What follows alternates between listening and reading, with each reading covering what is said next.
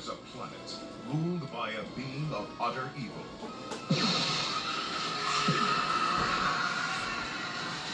And there is only one man who dares challenge him.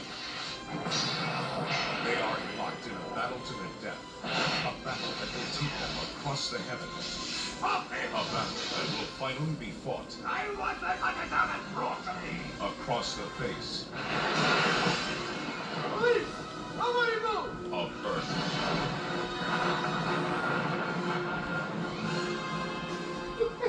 We're gonna need some backup. Can you show us the way? No.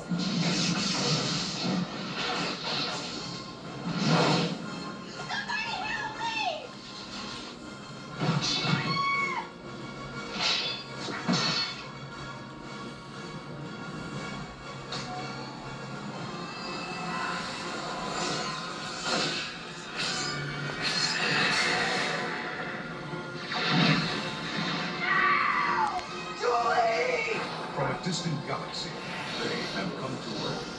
Dolph Lundgren as He-Man, Frank Langella as Skeletor. Only they have the powers to be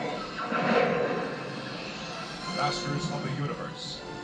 Live the adventure. Well, here we go. I'm finally reviewing Masters of the Universe. This is going to be so exciting. And I'm going to do it right after this wonderful commercial from Disney. The greatest variety of dinosaurs were alive during the Cretaceous period, which was toward the end of the Mesozoic era. What if we said you could go to the Smithsonian anytime you wanted without leaving your living room?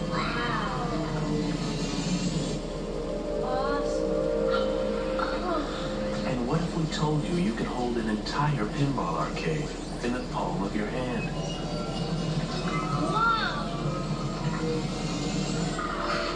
Philips, the inventors of CD technology, have captured some of the most entertaining and educational experiences imaginable and put them on a new kind of compact disc called CD Interactive. Philips CD Interactive transforms your television from something you look at and listen to into something you actually experience. CD Interactive, available only on the Imagination Machine, the world's first CDI player, and another first from Philips. Well, I guess the question I have for the viewers out there is, did anybody have this Imagination Machine? And I'm sorry, it's not Disney. I was thinking of something different. But anyways, regardless, I guess the Philips did come out with this. I knew nothing about this until I watched an old football game and saw a commercial, and I figured, hey, why not add this in my little video here? Because this might even outplay the actual movie that I have planned to be reviewing. But we don't know. Let's see. So I am reviewing the 1987. Bubba movie. Don't tell them that. They may not know. Masters of the Universe, starring. And it's starring the. No, you know what? I'm actually going to go with James Tolkien first. I am going with Detective Lubick. I am going to start with him because I liked him the best. Yes, the bald actor from Top Gun, Back to the Future. He was in another good one too, and I just missed it. We'll come back to it. He was obviously he was Principal Strickland in Back to the Future, and he was the guy at the very beginning of Top Gun that was yelling at Goose and Maverick. So he is a very enjoyable actor, and he's okay in this. Oh yes, he was the principal in Problem Child too. Okay, so we got him out of the way. Frank Langella, I do like him as well. He is Skeletor, and I guess he's the antagonist in this movie. The Darth Vader. We'll see about that. Well, no, you know who he's a ripoff of is Emperor Palpatine. Let me see. Okay, but you are on the right track. Yeah, a little spoiler alert here. This is a poor ripoff of Star Wars. I will just start by saying that right off the bat. And we have the talentless Courtney Cox in this movie. I'm sorry, she is. She was from that stupid show Friends with David Schwimmer. We all know I don't like him very much. And it had some others in there. Phoebe was okay. Um, but yes, she is in this movie. We know her from the Scream movies and Ace Ventura, and she was also in The Longest Yard with Adam Sandler. So she is in this movie as her name is Julie Winston, and her boyfriend, I think it's her boyfriend, is Kevin Corrigan.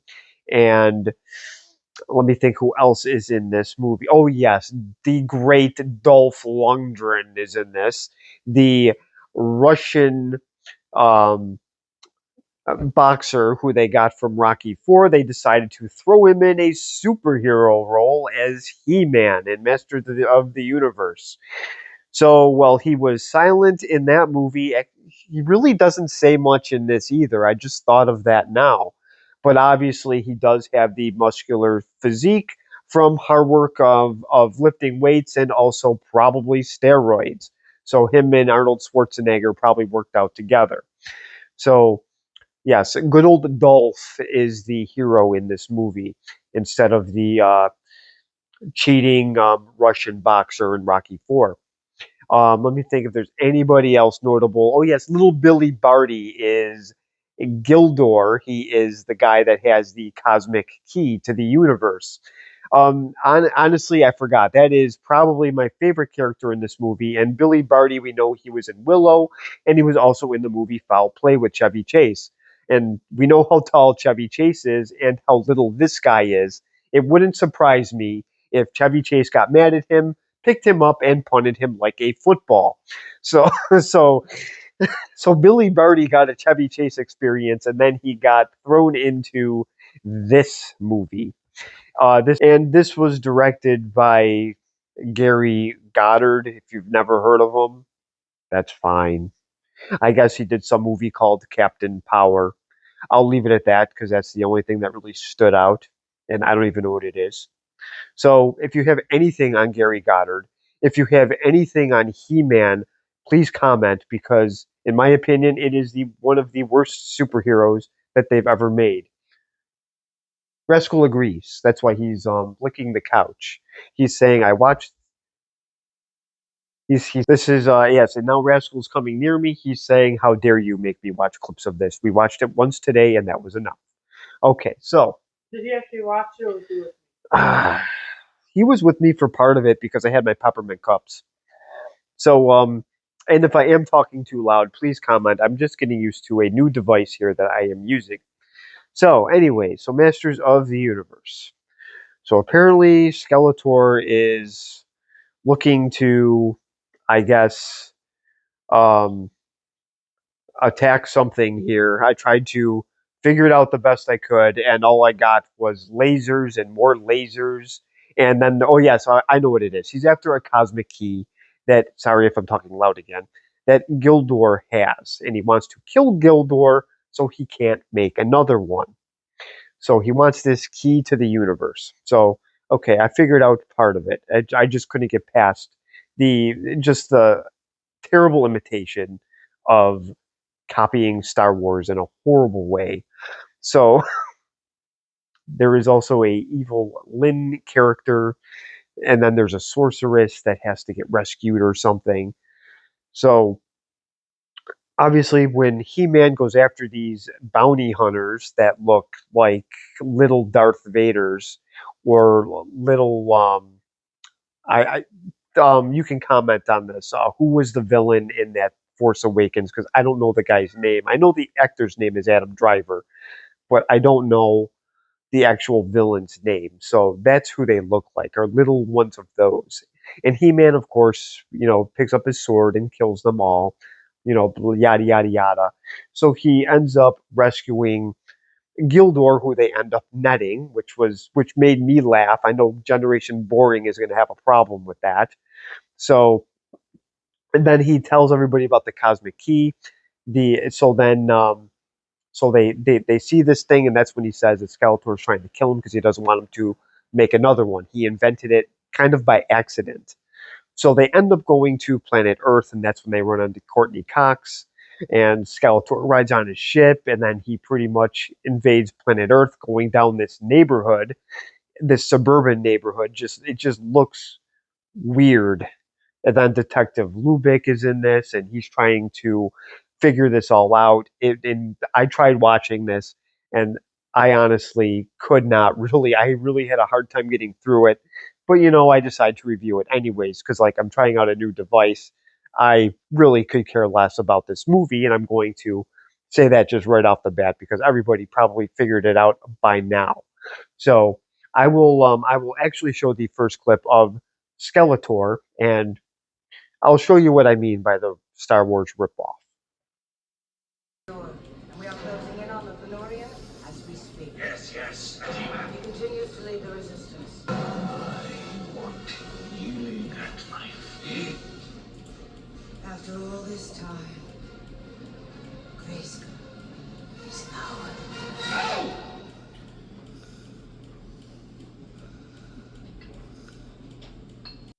Well, I have the first clip here. So what I forgot to explain is Skeletor overthrew.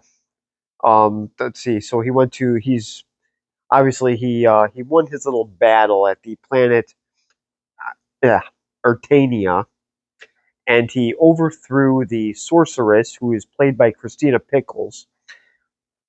Yes, she could be related to Angelica Pickles. It is very possible. Only she was easily defeated, as you can see. Skeletor kind of just puts his little, I don't know, his spell or lasers, and she just kind of passes out. She looks like a giant snowflake. It looks like she just came from the Macy's Thanksgiving Day Parade. So, and there's also Evil Lynn, and she even looks a little bit annoying as well. I guess you can say she's like an evil Princess Leia type. I don't know. She really has no real personality at all. These bad people so far aren't even really all that. They're supposedly the antagonists, and I'm just kind of rolling my eyes at them. And Frank Langella, to be honest with you, is a good actor. He probably did the best he could with this. I don't really dislike him as Skeletor. I just the script is it's like it was written in crayon by Gary Coleman or something like that. So far that we are not off to a good start. Even the special effects. I know this is 1987, but that doesn't mean anything.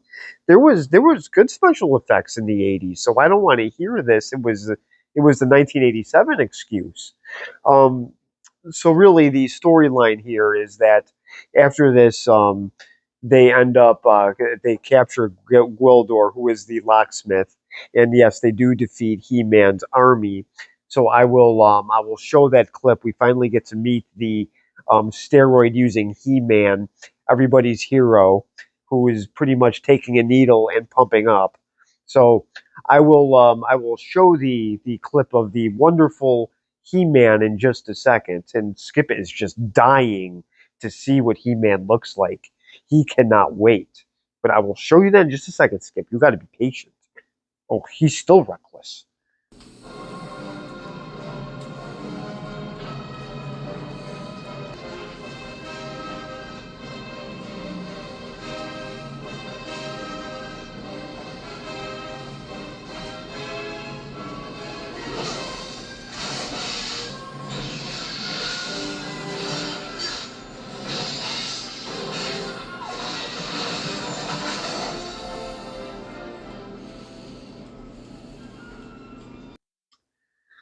Well, so I just watched this today, I swear. And I already forgot about Telia and Duncan. Very forgettable characters. They are He-Man's friends. So Telia and Duncan's the guy with the armor, and Telia come and Skeletor sends his flunkies, I'm going to call them, his little army, and the fight scenes are, oh, they're poor. And so He-Man and his friends do defeat them. They end up rescuing Gwildor, and what I'm going to show you next is pretty much going right in line. I'm going to show you the Cosmic Key. It is important to the story. So the whole point of this is this kind of does open up the gates to the universe, I guess. So, and Gwildor did invent this. So he's going to explain what exactly it is. And Tila doesn't really, she doesn't approve. So you're going to see this amusing scene how they actually grab their guns as they're going into his little hobbit hut. And of course, He Man, being the large man that he is, has to pretty much struggle to get into this little hobbit hut here. So I will show that clip in just a second.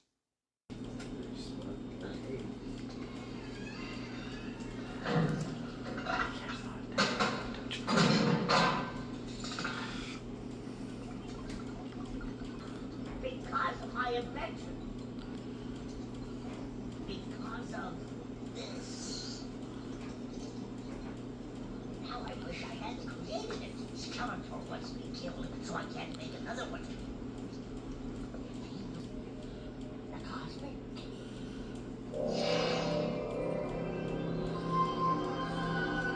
It is the most unique key in the universe. The tones it generates can open a doorway to anywhere. Anyway, Exactly. One sipping computes gravitonic tones for a specific destination. Activates the energizer. This is Gwildor's little invention here. So Gwildor again is the locksmith, and this is his invention in his little hobbit hut. And as you can tell, He-Man had a heck of a time trying to get into this little bundle of house here. So this is Gwildor's place. So this is the key here. So they end up going to Skeletor, and He-Man and him do face off, and they do shoot these black like Darth Vader type of things, bounty hunters or mercenaries, if you want to. I think they're actually mercenaries, but it doesn't matter. They're still as useless as stormtroopers from Star Wars. They're just smaller and they look less intimidating. So they end up shooting them and narrowly escape. They end up using the key, and this is how they end up on planet Earth. And they do leave the key behind, and then they're able to get it back with this little contraption that He-Man has. So so far the fight scenes are poor at best. Um, the lasers look ridiculous. So they didn't save Princess, or I'm sorry, Sorceress Pickles. I'm going to call her that. So they left her there because she insisted that they end up saving themselves. So they still have Sorceress Pickles behind. Or Skeletor still has her. So, and Frank Langella again. He was in the movie Dave, and he was also in the movie Draft Day. That's what I really remember him in. And like I said before, he is a really good actor. He plays a good antagonist. It just was written poorly. So they do end up on planet Earth, and I get to show you Gildor pretty much gets his first taste of water. So I get to show you that clip. I hope you do find it amusing because this is maybe the best scene of the movie. So I get to show you that in just a second.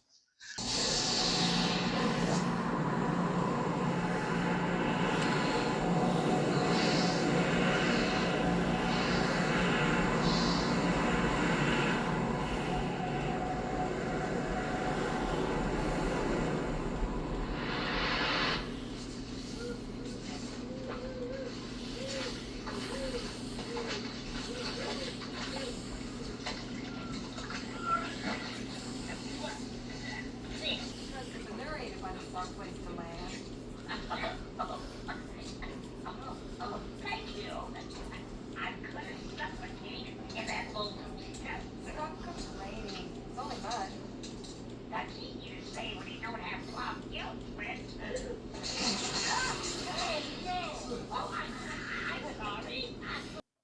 Well, so I have all made it to planet Earth as they escaped the wrath of Skeletor and his useless mercenaries, and also the useless evil Lyn. That is just one of I guess it's his king flunky. So Sorceress Pickles has been left behind. And I know that's not her name, but that's what I'm calling her. So they now make it to planet Earth, and poor Gildor is face first in the mud and water.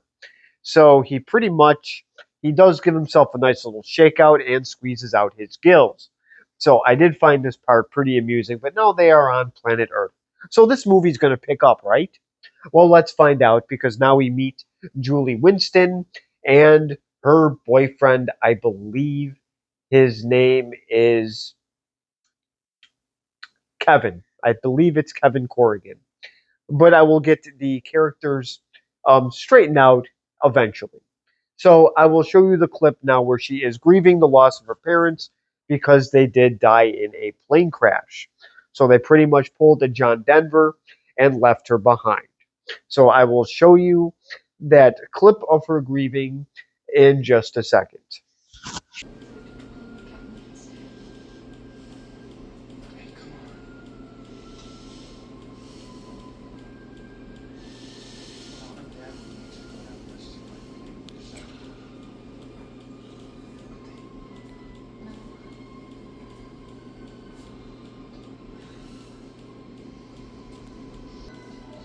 What is that?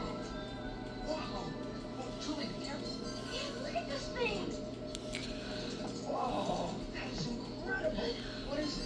I don't know. It's the one with the drop thing. Dropped it? Are you kidding? Look at the size of that hole. It's like it fell out of the sky or something.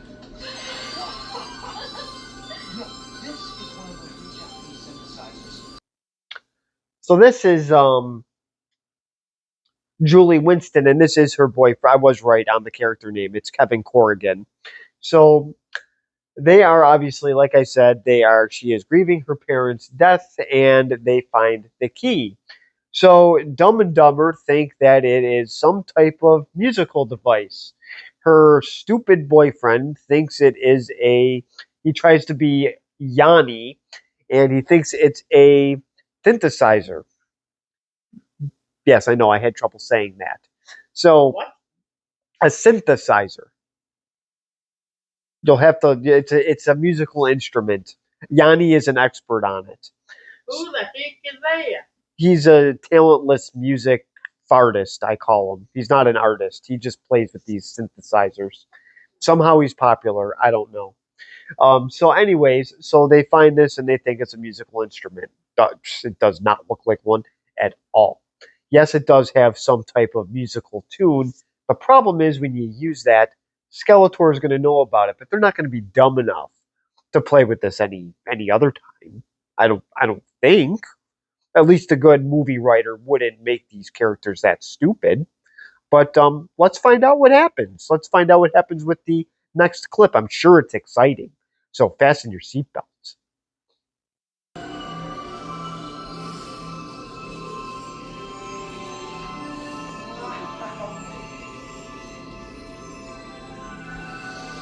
Can't believe this. All right, complete. We're locking on the key source of origin. Very good. Excellent. You are too easily pleased, you will get that's close in. Have you assembled the mercenaries? Here and awaiting your command.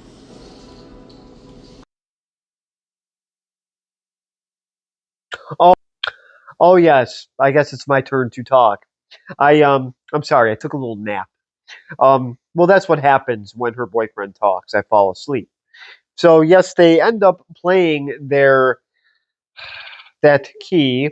So Skeletor finds it. He also is able to map out where they are at High School Crapland, pretty much. So he's going to send his best mercenaries. Evil Lynn made that very clear. Speaking of boredom, Evil Lynn is the queen. She must put all of his army to sleep when she talks. She's not intimidating. She just flat out sucks. I mean, this character is so bad. Evil Lynn could actually be the rotten apple of this movie. So far, she is the worst. She has no point. She's like the Queen of England. She's just a figurehead. Well, she was. I don't know why I'm getting a nasty look. Okay, so now he is going to send his best mercenaries. I'll let you be the judge. I'm going to show you pretty much what these mercenaries look like? They look like you. They do? Oh, well, let's have the audience be the judge of that. We're going to see the mercenaries in the next clip here. Do they look like Chip Roach? Let's find out, because honestly, I wouldn't really be surprised. They act like you too. Oh, they do not. I'm not a monkey man. And I don't wear a ridiculous outfit that looks like the Nintendo Virtual Boy. So I will show you that next clip in just a second. Yes, sir. No sign of the keys. Stand the perimeter. No one needs to go out. Kevin, if this is some kind of joke, it's really not funny. Listen, you kids can't just come in. Don't get him yet.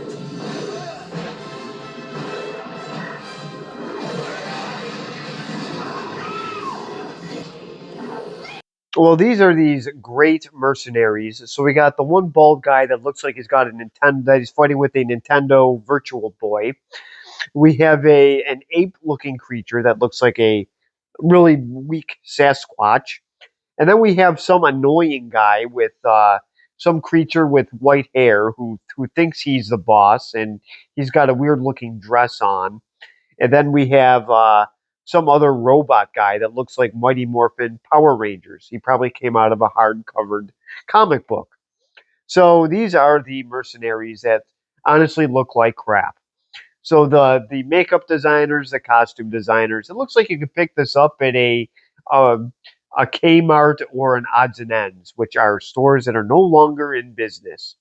So, and Courtney Cox, of course, Julie Winston, is using her weak acting skills to act afraid of these things. So the swords go by her, things blow up, the high school gym blows up. Well, I would hate to be the custodian that would have to clean up that mess. That would be bad. So now, obviously, this does cause.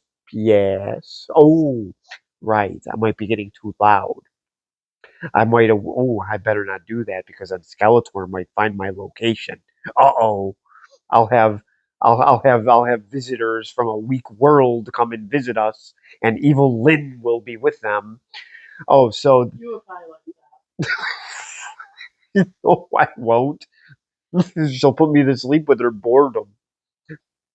Okay, so yes, so these are the wonderful characters here. All she has to do is take a magnet, and she can actually destroy the one robot. That's all you got to do. So anyways, so yes, so because of the high school gym catching on fire, obviously the James Tolkien, who is Detective Lubick, I believe, he is questioning her boring boyfriend. You know, to be honest, Generation Boring might like this. There's no personality in this movie. So anyways, so the boyfriend is being questioned, and he's pretty much laying into him after the microwave explodes pretty much in the cop's face. Now, obviously, it also blows up in Kevin Corrigan's face too, so he didn't really do anything wrong. It was evil Lynn that actually blew up the microwave from about 2 miles away. So if you want to see how that happened, um, I guess watch it yourself if you want to. So I will show the next clip of Detective Lubick, played by James Tolkien, who I actually do like. So I will show you that clip in just a second. Sit down. All right, no more crapping around. What is this? I don't know. I got vandalism, I got arson, I got stuff blown up in my face around here. Now you better know something. Look, I found it, okay? You found it? You mean you don't know who the owner is? No. Listen, I was gonna go put a note down at Charlie's music store, all right? You know what I'm gonna do? I'm gonna take this down to the station, I'm gonna put it on the computer, I'm gonna check it out, see if it's reported stolen. But for the last time, kid, where'd you find this? Laurelwood Cemetery. It's in a flower. Look, if you don't believe me, go ask Charlie, all right? Go ahead, ask. no. Well, this is Detective Lubick, I do believe his name is. And we all know him from Top Gun, like I've said before. So now he is laying into poor Kevin Corrigan, who has no idea what this key is. He still thinks it is a synthesizer. It is not a Yanni machine, and the cop even knows this. So this donut eating, coffee drinking cop knows that this thing is not a musical instrument. Oh, I'm sorry. I take it back. He's not a donut eating cop because he was able to get through the house door. So I'm sure he is a coffee drinker though. So anyways, so Mr. Clean Cop here, because he's completely bald. So Thank you. I'm not completely bald anymore. So he is so And never he's again. he's pretty much interrogating this kid, and he's pretty much says that he has arsenic and I forgot what else he said, destroying property. Did I just say arsenic? I'm going to leave that in there. Arsenic, arson, because I'm sure that there was probably a lot of chemicals involved here, especially with the food that kid put in the microwave. So there probably was arsenic in that.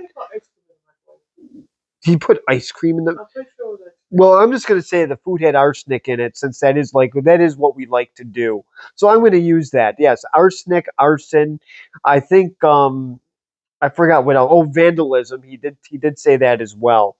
So so he is trying to get as much information as possible. He's also looking for Julie Winston. So yes, the punishment for Courtney Cox would be to lock her up with David Schwimmer. That would be a punishment for anybody. Ross from Friends. So anyway, so this is what they are looking for here. So I will show the next clip of the ridiculous Skeletor's vehicle just going through this neighborhood. So I hope people will find it amusing like I do. So this might actually be the last clip I'm going to show, just because I don't think that there's really anything else to play with here. I haven't showed a lot of He-Man because he really is a pointless superhero in this. He really doesn't do anything that's really exciting. So I will show the clip of Skeletor, because this is actually not a terrible scene. It's just very amusing. So I will show you that in just a second.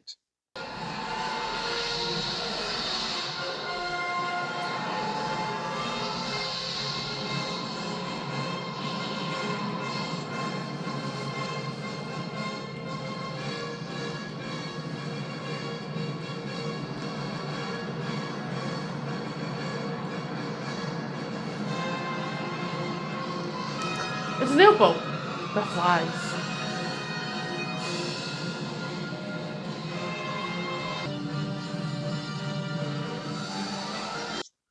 Okay, so this is the final clip. I don't know about you guys, but there's this big, giant Louisiana-looking airboat from outer space just hovering in this neighborhood, and nobody is getting out of bed to look at this thing. There's probably 100 houses there, and nobody's getting up. You don't notice this weird-looking creature on this giant ship just going through your streets, and there's no cars. I know this is 1987, but there would be some cars there. I mean, I just think that's. I mean, does anybody else find that kind of amusing, that this thing just could just hover in the streets like that, and it's not even causing a little bit of attention? So I mean, I laughed at it when I saw this. I mean, there's literally nobody out. I mean, even after this scene, evil Lynn is there with her Conrads making a big ruckus, and there's one cop that's noticing this. I mean, there's guns with lasers going off, and they're causing a big ruckus, and nobody's doing anything about it. I, I mean, this is just it's kind of a weird film, to be honest with you. So I guess I'll do my whole little spiel here. Um, Siskel the Grouch and King of the Toilet Chair were on vacation for this one. They did not review it. I was hoping they would have. So the big movies in 1987, Beverly Hills Cop was a big one. Fatal Attraction was a big one. No. And, unfortunately, Dirty Dancing was a big one. Let's see, there was a few others. Oh yes, did I say Lethal Weapon? That was one. Oh, Dragnet. Does this one? How does this one fall? Is this one as successful as these films? Not even close. Which would you rather watch? This or Dirty Dancing? I think I'd actually rather watch Dirty Dancing. I would rather watch a Patrick Swayze movie with a very talentless I don't know if it's Marcia Gray or Marcia Gray. But I would rather watch that than this. There were a couple parts I found amusing. I found the last clip that I just showed. I found that amusing, but I wasn't. It wasn't exactly excitement. Dolph Lundgren sucked. I mean, the evil Lynn sucked. Even his I mean, even He Man's friends, except for that Gwildor, was the only one I liked. And when he shook his head and the water came out of his gills, and the part when he had the with the car was kind of funny too. But that was it. There was really nothing in this movie that was interesting. Courtney Cox was her normal boring self. Her boyfriend was horrible. There was no personality to him. He thought he had a musical instrument when he clearly didn't. So there was really not a whole lot of excitement in this movie at all. I don't even remember how much I bought this for, or even if or maybe I got it for, what if it was one of those free deals? I don't know.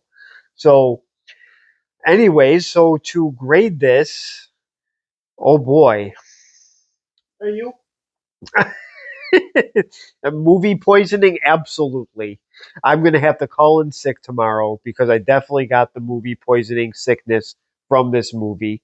This is by far going to get probably, I'm going to be nice. I'm going to be generous. Chip Cod Roach is going to be very generous tonight.